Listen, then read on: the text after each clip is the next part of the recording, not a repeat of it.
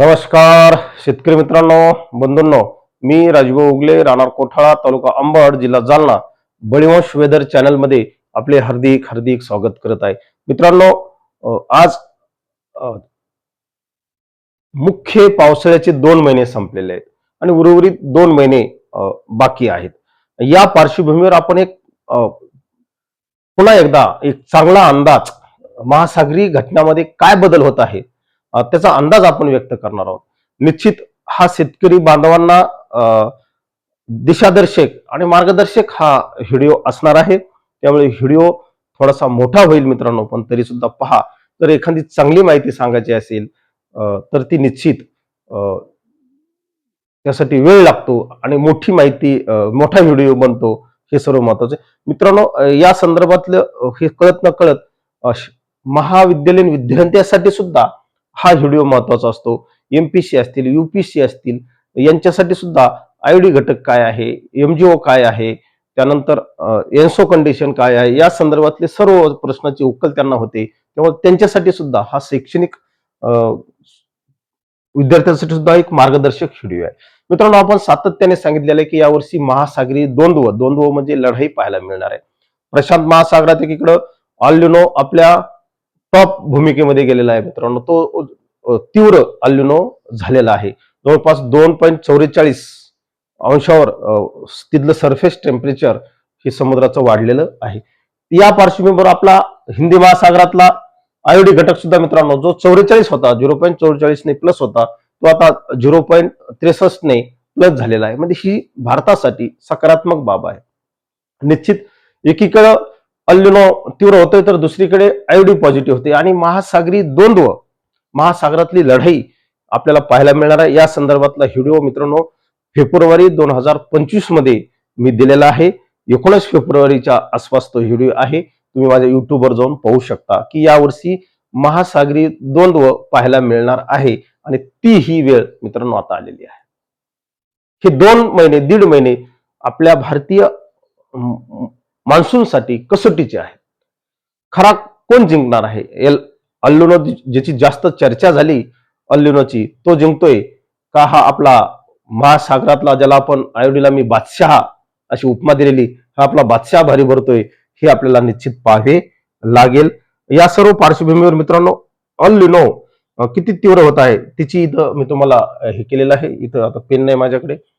मित्रांनो, 2.44 अंशावर त्याचं तापमान जवळपास आपल्याला गेलेलं दिसतंय. हे 1 ऑगस्टचा आहे. त्यानंतर मित्रांनो तुम्हाला वेगवेगळ्या वर्षातले हे अल्निनोचे आलेख दाखवलेले आहेत. ही काळी रेषा मित्रांनो आपल्याला अल्निनो चढताना दाखवत आहे. तर या सर्व पार्श्वभूमीवर मित्रांनो तो निश्चित चढता राहणार आहे आणि त्यामुळे या सर्व गोष्टीचा परिणाम मित्रांनो महासागरावर होत असतो.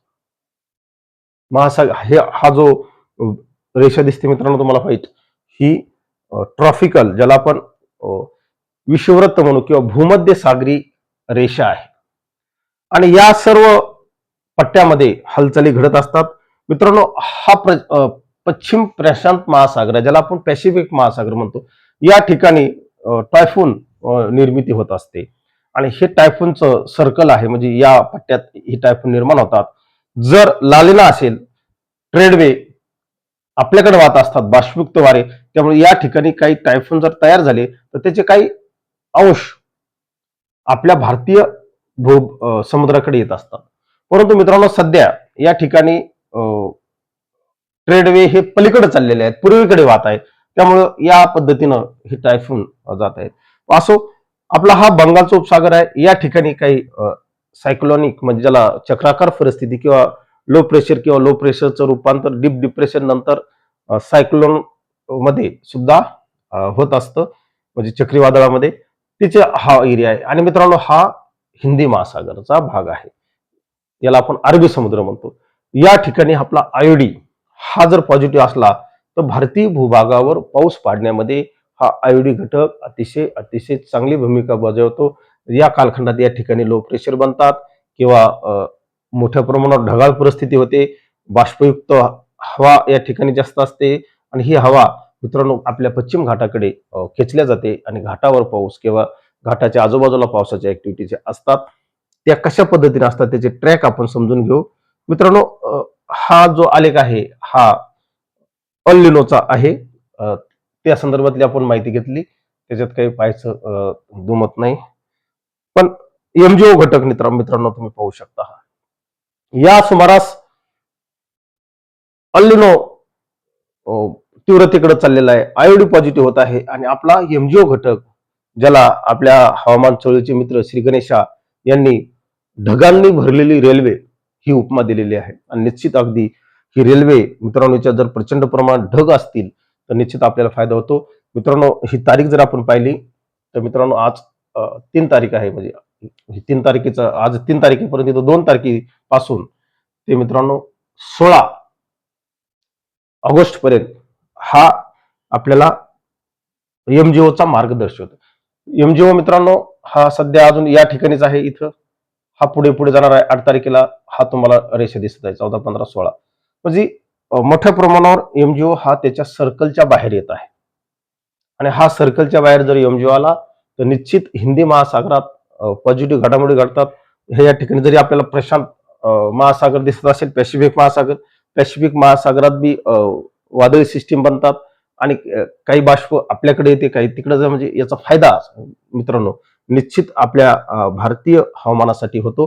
परंतु एकटा एमजीओच यासाठी उपयुक्त नाही. त्यासाठी मित्रांनो लो प्रेशर सिस्टीम त्या कालखंडात कशा बनतात त्याच्यावर सुद्धा अवलंबून आहे. या सर्व गोष्टी आहेत. आयोडी पॉझिटिव्ह आहे म्हणजे सर्व घटना जर पॉझिटिव्ह राहिल्या त्या कालखंडात निश्चित पावसासाठी बळकटी मिळते. या सर्व पार्श्वभूमीवर मित्रांनो आपण आपल्याकडे जे मॉडेल आहे त्या मॉडेलनुसार याचे काही ट्रॅक आपण जर भविष्यात लो प्रेशर बनल्या किंवा चक्रीवादळ बनले, म्हणजे हे विशेषतः चक्रीवादळाचे ट्रॅक आहेत.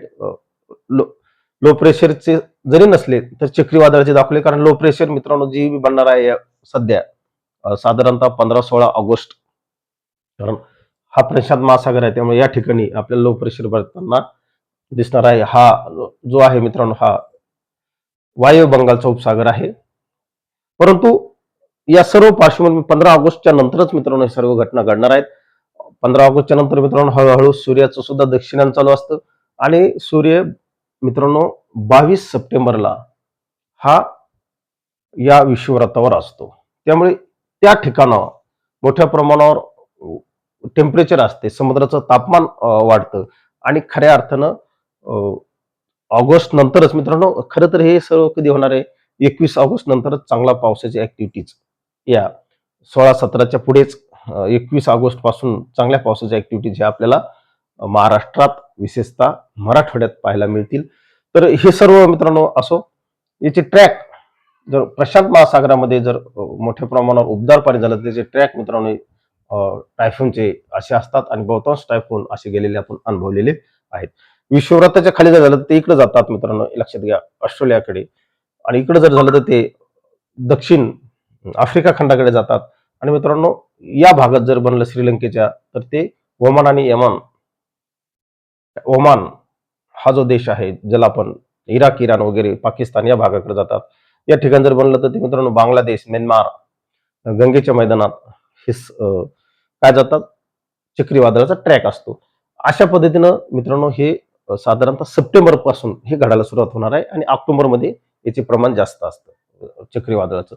हे संभाव्य ट्रॅक आहेत. परंतु या सर्व पार्श्वभूमीवर मित्रांनो साधारणतः ऑगस्टच्या दुसऱ्या आठवड्यामध्ये या ठिकाणी एक लो प्रेशर सिस्टीम बनत आहे पुन्हा एकदा, तिचा सुद्धा आपण मार्ग पाहणार आहोत. ही मित्रांनो साधारणतः 15 ऑगस्ट नंतर हे लो प्रेशरचा या ठिकाणी जी लो प्रेशर बनणार आहे ती पुन्हा एकदा मित्रांनो पूर्वीची ज्या पद्धतीने गेली ही मित्रांनो उत्तरेकडनं जाण्याचा मार्ग या ठिकाणी दिसत आहे. ही एक लो प्रेशर मित्रांनो आणि ही एक लो प्रेशर, या दोन लो प्रेशरची पुन्हा एकदा ज्याला आपण ट्रोफ लाईन म्हणतो किंवा पर्जन्यमान रेषा ही तयार होत आहे.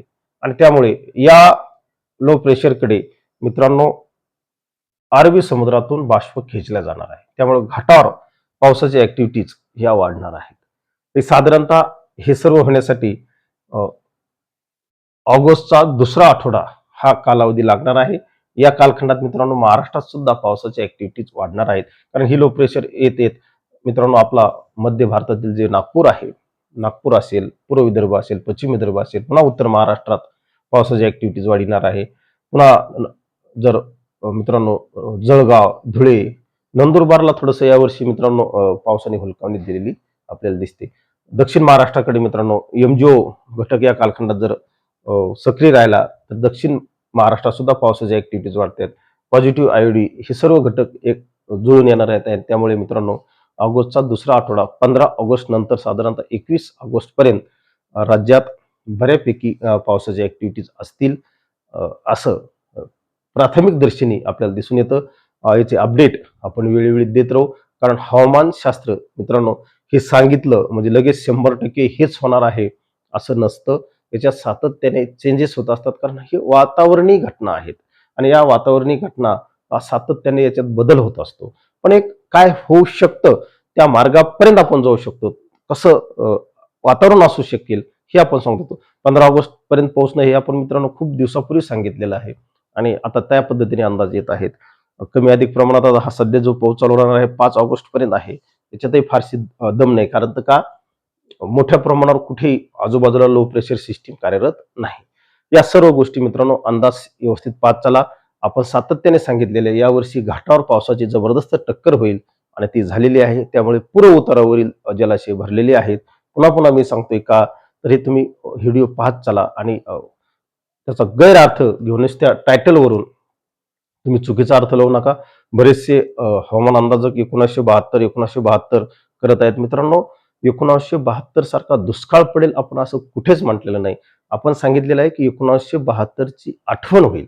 आणि मित्रांनो मी तुम्हाला या ठिकाणी ठाम सांगतो, माझ्या गावामध्ये माझ्या गावा आजूबाजूला जे काही आमचे 5-6 झोन आहेत, मंडळ आहेत, या मंडळामध्ये अद्याप आज रोजी कुठेही समाधानकारक पाऊस झालेला नाही.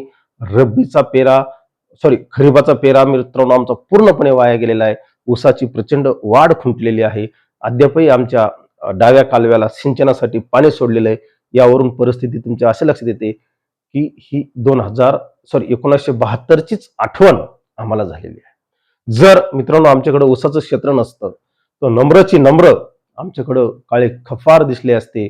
कारण टोकन केलेली कपासी तुम्हाला मी काल परवा दाखवली, बोट सुद्धा वाढली नाही, तीच सुद्धा वाढली नाही आणि पेरणी करण्यापुरती तर वलच नव्हती. त्यामुळे कित्येक शेतकऱ्यांनी पेरणी केली नाही. जे काही ऊसाचं क्षेत्र ग्रीन दिसतंय हिरवं, ते ऊसाची जात बुटकी झालेली पावसाविना. म्हणजे ही प्रचंड प्रमाणात हानी आजच आमचे मित्रांनो 60% हानी काही शेतकऱ्यांची झालेली आहे. कारण मित्रांनो 10 टन सुद्धा ऊस एकरी जाणार नाही इतके हाल आमच्या काही शेतकरी बांधवाचे झालेले आहेत.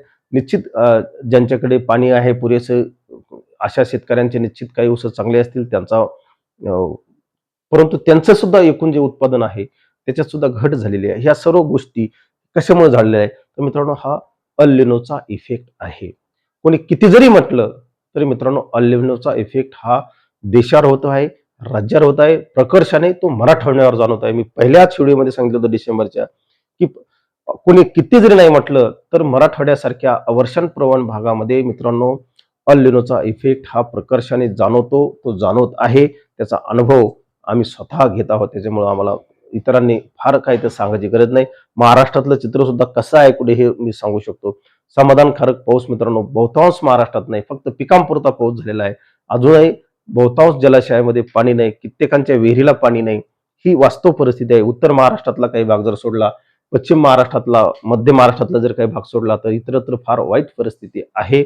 ही मान्य करावं लागेल आणि म्हणून सांगतो की 2026 हे अल निनोचं वर्ष आहे. सरासरीपेक्षा कमी पावसाचं वर्ष आहे आणि मित्रांनो त्याचा अनुभव आपण घेत आहोत. देशात मित्रांनो आज रोजी 13% पाऊस आहे. जवळपास देशातला जर आपण विचार केला 360 जिल्ह्यामध्ये अद्यापही पुरेसा पाऊस नाही. तामिळनाडू सारख्या राज्यामध्ये मित्रांनो अद्याप वाळवंटासारखी परिस्थिती आहे. हे सर्व चित्र कशाचा परिणाम आहे? अल निनोचा आहे.